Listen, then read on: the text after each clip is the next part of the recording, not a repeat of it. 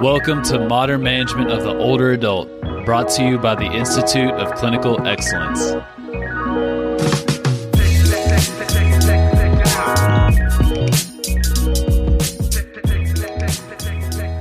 Good evening, all. Excuse me, allergies have got the best of me being outside all weekend. My name is Dr. Samantha Chamberlain. I am a TA within the Older Adult Division, coming to you this Memorial Day with very exciting news. First, let me highlight some upcoming courses. We have MMOA Live, June 10th and 11th in Missoula. June 24th, we will be in Rochester, New York. And there are some courses in July as well, but let me pump you up for the MMOA Summit, where all 10 of us MMOA faculty will be in Lexington, Kentucky. This is going to take place August 12th and 13th, and we are ready to have a blast spreading the Old Not Weak message to all of you guys for that live weekend and spreading it together with all 10 of us. It's going to be awesome. We're very excited. So jump into that course if you have the weekend available. Jumping into today's topic, I only feel it appropriate to talk about memory on Memorial Day. But first, let me say, when it comes to it, I have always felt kind of weird saying Happy Memorial Day. While I hope you all had a wonderful day, maybe got to spend some extra time with family, or just got to relax, whatever it may be, I also want to offer my utmost respect to the fallen soldiers, fallen military personnel, and my condolences to their family and friends and their brothers and sisters in arms. Memorial Day is all about paying our respects to those that have fallen, and they have that from me for sure. So, memorial is something established to remind people of a person or event. It's serving to preserve remembrance or commemorative. It's relating to memory. So let's talk about memory and brain function. Brawn for better brains. This is a huge and not or moment. We want to be strong, not just so that we can functionally do the things that we want to do from a physically able perspective, but from a cognitive perspective as well. So turns out you can use your brawn to keep brainy.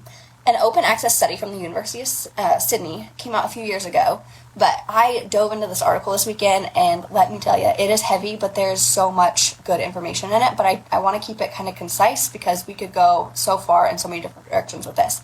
The name of the article is Hippocampal Plasticity Underpins Long-Term Cognitive Gains from Resistance Exercise in MCI.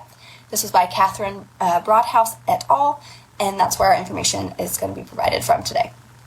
Like I said, it's kind of a heavy article, but to really focus and use this as I encourage you to go on your own deep dive with this article if you find it interesting at all or any bit of helpful to you. The lighter version, there's a recap on sydney.edu news called Strength Training Can Help Protect the Brain from Degeneration. Still filled with great information and really good motivation to strength train throughout the lifespan.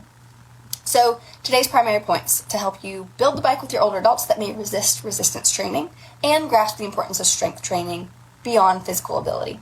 So one, I want to refresh our memory on what the hippocampus does. I want us to think about why we care about that and how we can protect it. Yes, protect. I'm so excited. So to give you the bottom line up front, I'm going to take a line from our Essential Foundations course. The evidence is now too strong to avoid high-intensity training across the lifespan, but especially with our older adults. In older adulthood, it is vital. It should be just like, we've said it before, but it should be just like brushing your teeth or any of those other daily or weekly habits that we have. It is something that has to be part of our lifestyle. So what is the hippocampus? Kicking it old school with Britannica source definition here, the hippocampus is located in the inner medial region of the temporal lobe. It forms part of the limbic system, which is important for regulating emotional responses. It is thought to principally involve in storing long-term memories and making those memories resistant to forgetting. It is also thought to play an important role in spatial processing and navigation. In the study that I mentioned that we're talking about today, it was also revealed that the hippocampus is implicated in far more than just memory consolidation and retrieval, forming an important hub in several networks involved in higher-order executive function, impulse control, cognitive flexibility, and decision-making. It is suggested that the functional disruptions within this neurocircuitry lead to maladaptive responses during cognitive and emotional processing.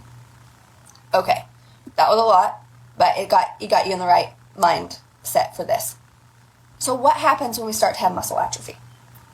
Not a tangent, I have a point here. We get weaker. If we want to be healthy, we strength train, and if we do it right and appropriately dose it, we get stronger again. We can build some muscle atrophy. If it's correctly dosed, right? So why do we care about hippocampal atrophy?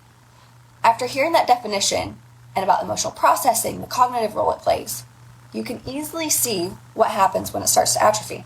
We start getting mild cognitive impairment, that MCI, which then can lead to dementia, which in some people is possibly turns into Alzheimer's or AD. The usual care for this is cognitive training, maybe some medications. It's also been noted that in postmortem exams indicate substantial neuronal loss in the hippocampus. In MRI studies, it shows hippocampal atrophy precedes cognitive impairment by several years. It was also mentioned that 30 to 40% of dementia is estimated to be attributed to modifiable risk factors, such as physical and cognitive inactivity. I always tell people when they retire, I really hope you have a hobby that is active and challenging, because I've seen so many people that once they retire, it just super quick downhill. So dementia affects 47 million people worldwide. It's no surprise with that lack of movement that I was just talking about, and it's projected to rise 150 million by 2050. That is a big increase, and I hate to break it to us, but 2050 is really not that far away. Okay, a little over 25 years, right? We're almost there. So this leads to the heart of this study. My point number 3, the very exciting news, the protection aspect. Resistance training can protect the hippocampus from atrophy. This means we can protect ourselves from that cognitive decline. They found that resistance exercise can not only lead to cognitive benefits, but also protects against AD vulnerable hippocampal subfields most at risk for degeneration. The areas most at risk for degeneration are targeted by resistance training, appropriately dosed, but are targeted by it. Not just in the moment, but long term. It also leads to an increase in functional connectivity between the left hippocampus and the posterior cingulate, which isn't completely understood, but important. So what you really want to know about this, right? I've told you the exciting news, but what do we do to get there? What you really want to know to be able to dose this, and what was the resistance training group doing versus the sham? So in the study, there were 4 groups. I'll tell you what they were, but we're not going to dive into each of them. Just the ones that really, like the meat and potatoes, the part that really matters to us as physiotherapists and clinicians and exercise professionals. There was resistance training plus a sham cognitive group. There was resistance training plus a cognitive training group. Cognitive training plus sham resistance training. And then sham cognitive training, sham resistance training. Individuals participated in the study for 6 months of progressive resistance training. Obviously, the resistance training group I'm speaking to here. They were retested and re-imaged at 12 months and 18 months from baseline. So 12 months after the program ended would be that 18-month line. The 6-month training program consisted of high intensity, 80% of peak capacity, continually progressed, so they didn't stay where they started. They progressed as they got stronger, right? So this is just another reason to add to the appropriate dose narrative that we're always feeding you guys. Having those interventions that are impactful for them, knowing that estimated 1 rep max to make the biggest impact possible during the time you have with these individuals, to move them beyond just changing pain and impacting their life long term. Anyway, 80% peak capacity, 3 sets of 8 repetitions of 5 to 6 exercises each session, 4 major muscle groups. There were 90 minutes per week, so they split this up into 2 to 3 sessions per week. They'd hit major muscle groups, so here's the part you guys want to know. The exercises included chest press, leg press, seated row, standing hip abduction, knee extension, and was supervised by exercise physiologist and physiotherapist of 1 trainer per 4 to 5 participants. So they were in a group, but they were hitting those major muscle groups, and they were doing it at 80% peak capacity. In the sham resistance training group, it was PT 1.0. Stretching, seated calisthenics designed to not increase heart rate, nor impact aerobic capacity, strength, or balance. Okay? Sham, they thought they were getting exercise, and they were not getting appropriately dosed exercise, obviously. Other things to highlight here are the direct and lasting neuroprotective effect on the cognitive relevant and AD vulnerable hippocampal subfield was found 12 months after the training period. I noted this earlier, but I want you to really think about that. They exercised formally with professionals for 6 months. They tested at the end of that. They tested at 12 months, and then they tested at 18 months, so every 6 months. And at baseline as well. A year after they stopped training, It touched on some of this in the article. Like I said, you can deep dive into it. Some of them kept some of their lifestyle behavior changes, so they were still more physically active than maybe they were before they did the study, but they weren't hitting these peak capacities as much. So a year after they stopped training, they still had substantial protective thing, like the volume of the hippocampus was still not declining, even though it was previous to exercise. It is possible that resistance exercise triggers increased functional connectivity between the posterior cingulate and the hippocampus. These are key hubs of the default mode network. Using resistance exercise is not only clinically effective, but also capable of targeting a key aspect of Alzheimer's disease pathogenesis.